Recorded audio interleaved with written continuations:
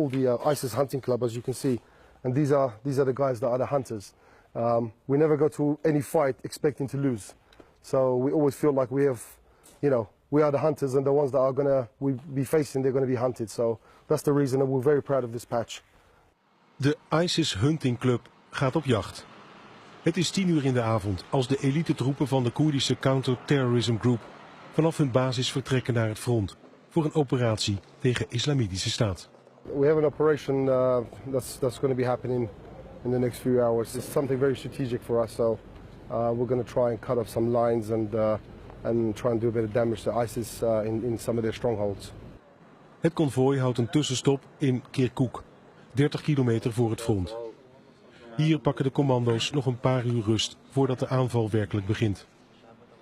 Er wordt wat gelummeld. Er wordt wat geslapen. De sfeer is ontspannen. Van enige angst of nervositeit is niets te merken.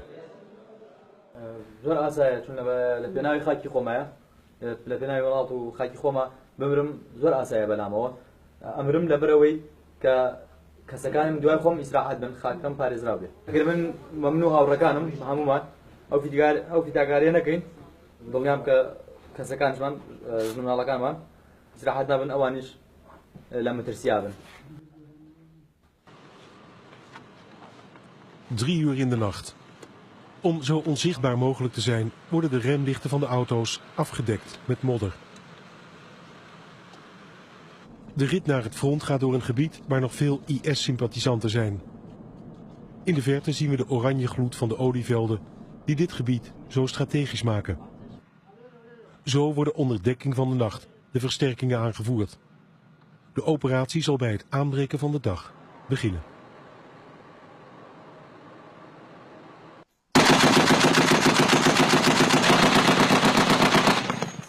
De Special Forces van de Counter-Terrorism Group, CTG, horen tot de best getrainde, best bewapende Koerdische troepen. Opgeleid en gefinancierd door de Amerikanen. Wij zijn de eerste die toestemming krijgen om te filmen op hun geheime basis bij de stad Sulaymaniyah. It's a Special Forces unit. It's quite hidden away from the public eye, but I think in the last year and a half the public have seen a lot of action and a lot of results that the CTG has done because of all the open field fights that we've been heading, and we really are like the tip of the spear. So whenever there's something happening, we go in there, we will cut through the ISIS lines, and then the Peshmergas would come in after us. De Counter-Terrorism Group valt onder een van de Koerdische inlichtingendiensten. De directeur daarvan is vol zelfvertrouwen. Definitely in our areas, they are afraid of the Kurds. When it comes to fighting the Kurds, they are very much afraid. They know it's not going to be easy, and the wish that they joined ISIL for, which is dying, they will get that wish with us. And we will send them to the heaven that they think they are going to, definitely.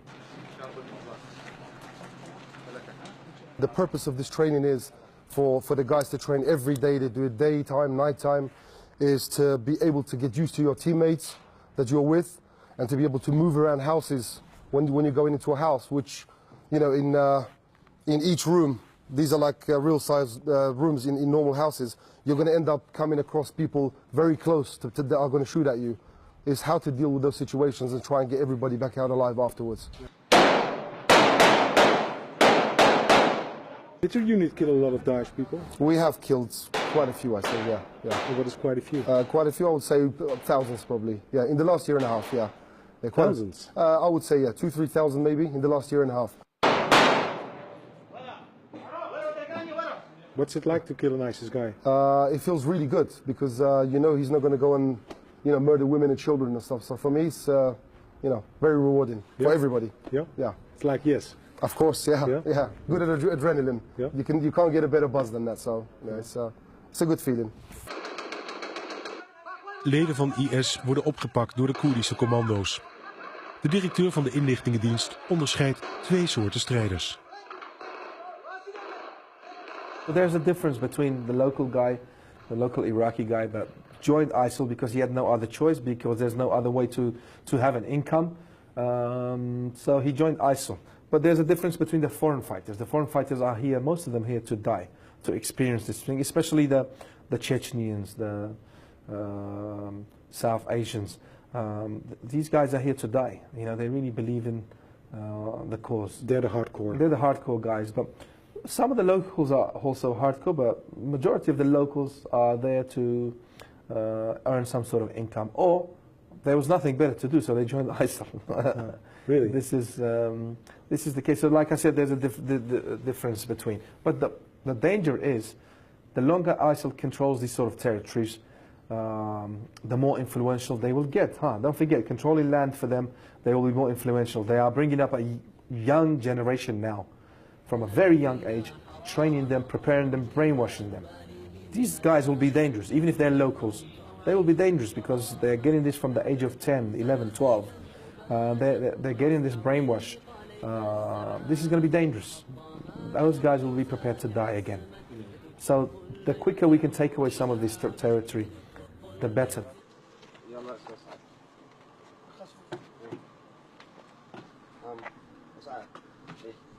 De informatie uit de verhoren van IS-gevangenen wordt gedeeld met de buitenlandse inlichtingendiensten.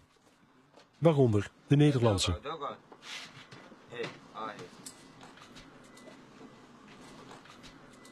This is very important because there is some Dutch foreign fighters amongst the ranks of ISIL, and together by having a good intelligence exchange from the Dutch intelligence service, and from us being on the ground, we could start eliminating some of these jihadis, the Dutch jihadis that are in the ranks of ISIL. What kind of information are you exchanging? All kinds of information on threats against European countries, on information on personnel who are fighting in the ranks of ISIL, the information we gather from the front lines, from the detainees. So there's no limit of what kind of information we exchange together. Aan het front breekt de ochtend aan. Het is even na 7 uur als de aanval wordt ingezet.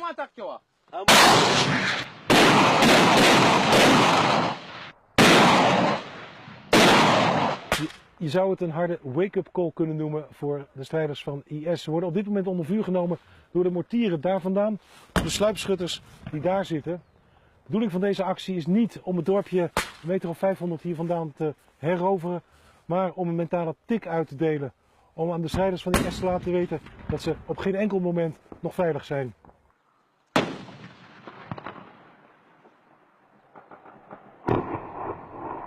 So inside the village of Wastani and Mujamma Saddam, we've been watching them and they've been moving vehicles around, moving people around.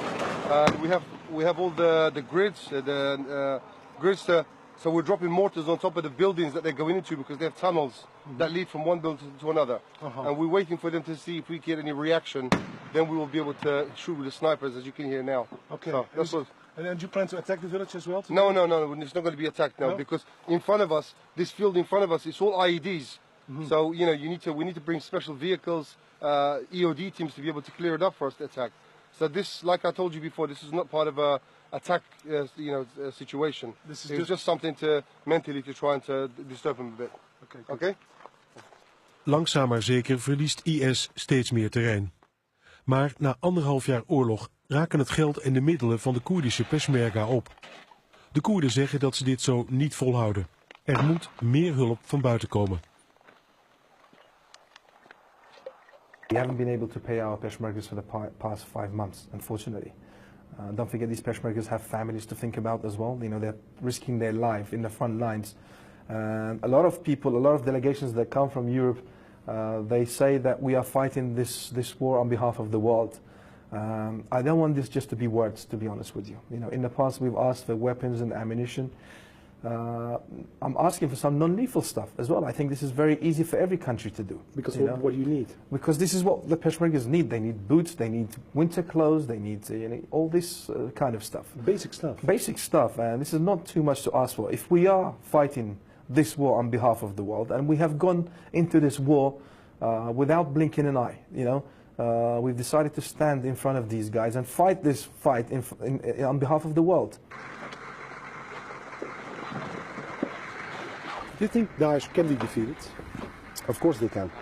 We've seen them. When they first came in, they would attack a city with 50 guys and just everybody thought that they were like ghosts or, something that dropped out of the sky. So they petrify people.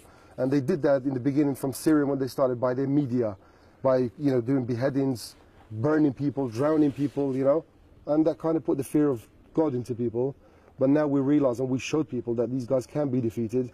They are people with weapons. We have weapons as well. We're not fighting them with sticks. So yeah, and we've showed people that, and Daesh know now that there's a nation, which is the Kurds, that will stand up and that will protect their wives and children and their families and protect their land. We've been living here for 10,000 years.